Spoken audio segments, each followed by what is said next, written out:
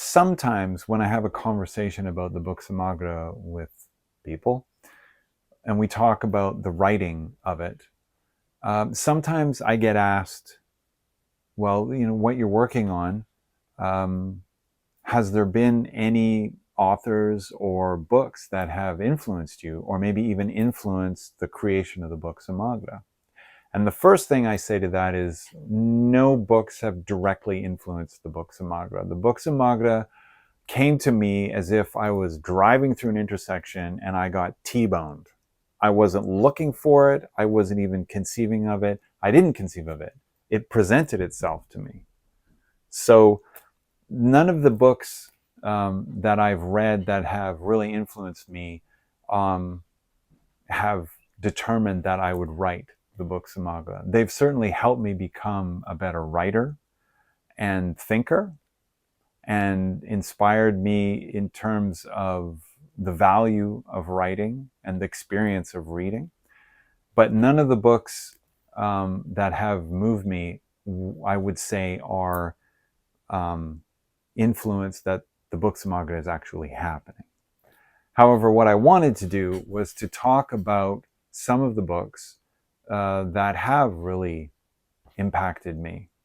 And so in this first video, I wanted to talk about the one that is the most difficult to talk about. In fact, I will definitely say 1/1,000,000th of what I could say about this book, actually this series of books, simply because there are so many things that are not to be spoken. And I'm going to explain that.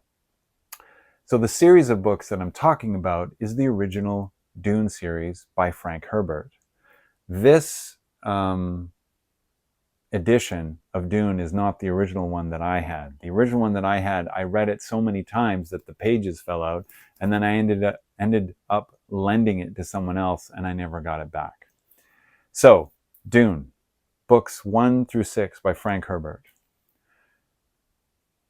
First thing I'll say about Dune is that, as I said, I'm not going to say everything about how I feel about the Dune series. And this is the first thing I'm going to say about it, is because of the magnitude and the depth of the intimacy I have for these books.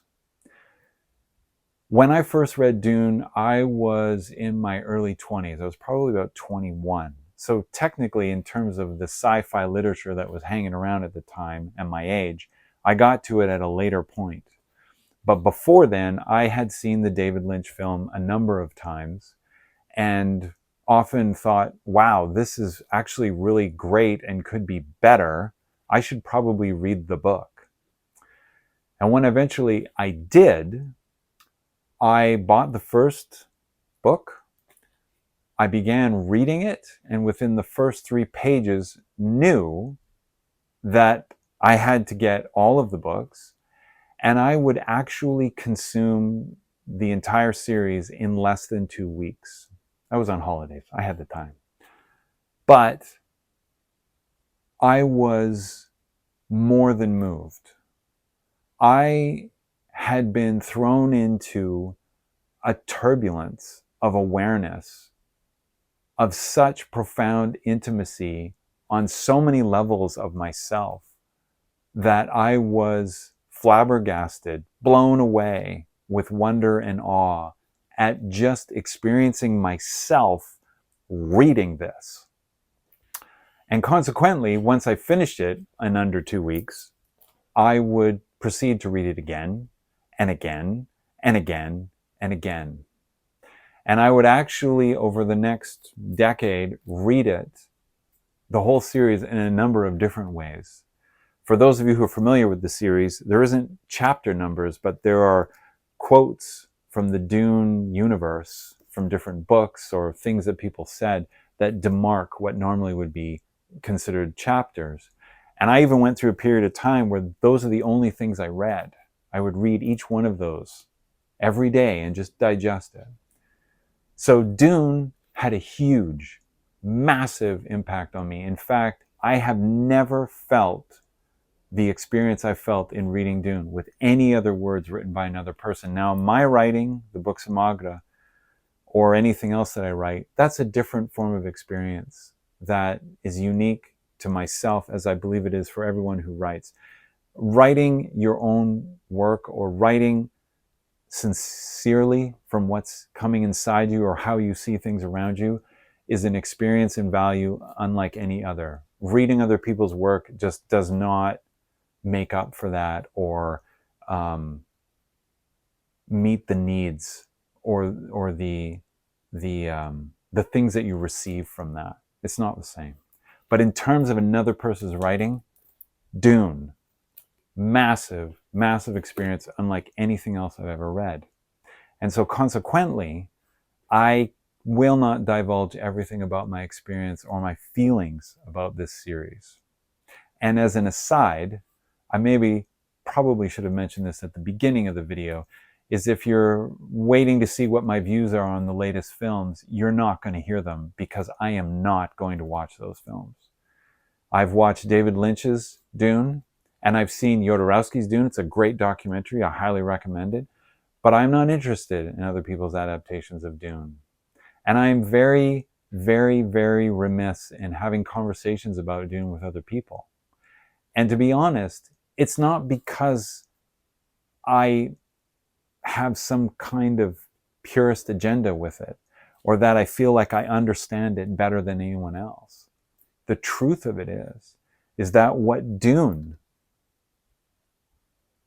offered to me was, as I described, this experience that was like a turbulence of awareness and so intimate that a lot of that I just don't want to share. I don't need to share.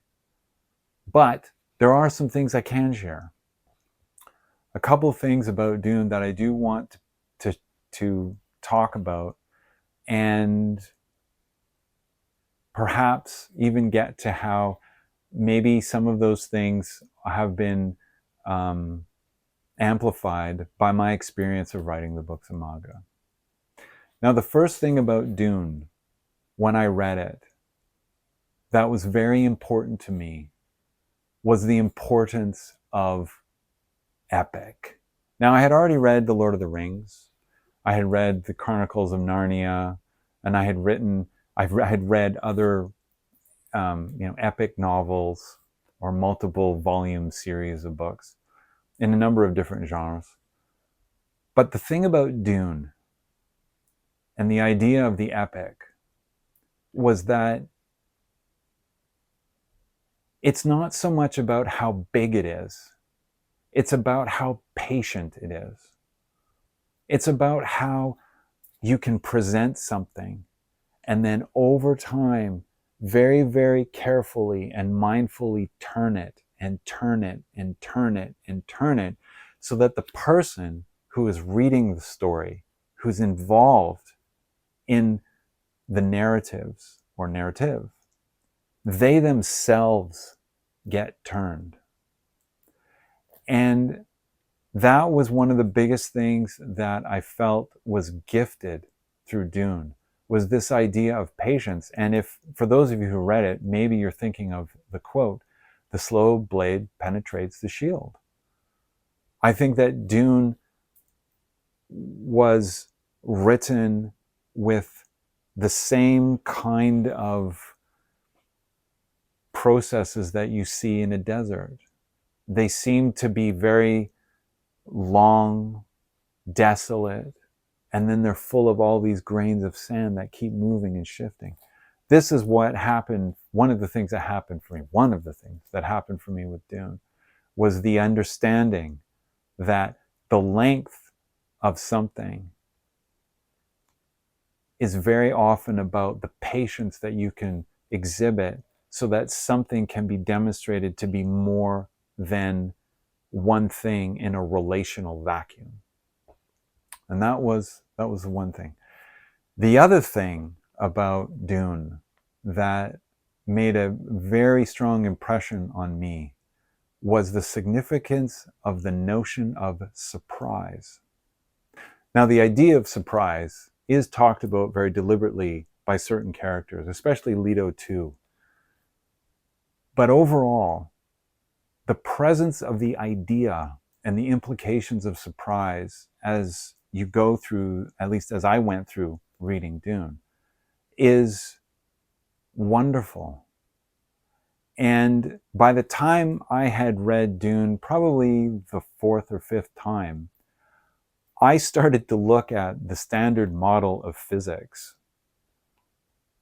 and the idea of probabilities as being a simplification of the presence of surprise in the human experience.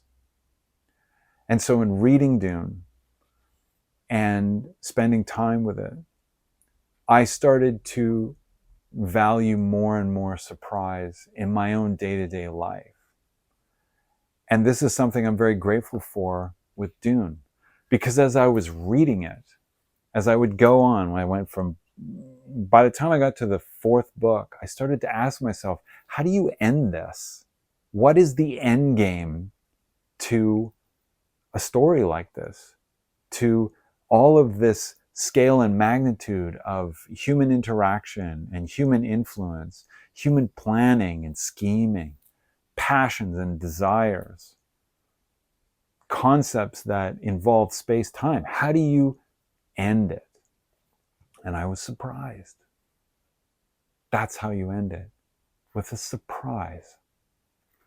So, Dune by Frank Herbert is the series of books, the original 1 through 6, that have had the most potent effect on me in terms of reading someone else's writing. And as I said, there are lots of things that I won't say about it, of my own experience of it.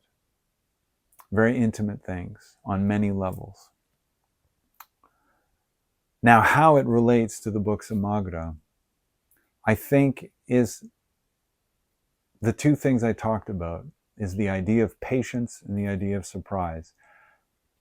I don't find myself intentionally putting in the surprise pieces or putting in the patience pieces writing the books of Magra. As I've said, it's an ecosystem that I allow myself to receive, and in that reception, it presents itself to me and I write from there. And yes, this light just went out. Dramatic lighting. However, I do greatly notice how in writing the books of Magra, I am experiencing more about patience and more about surprise. And so at times I will think upon that initial experience of Dune and realizing that about the series and feel a great deal of gratitude. And in closing, I've actually been to the desert that inspired. I've actually been to the desert. Surprise. I've actually been to the desert that inspired Dune. And standing amongst the sand dunes, looking out over the ocean, I was very moved to not only have had that experience, but to recognize that my feelings of patience and surprise were a lot more ecological than I had anticipated. I'll be doing another video about another book that's had an impression on me, affected or influenced my relationship with writing and reading.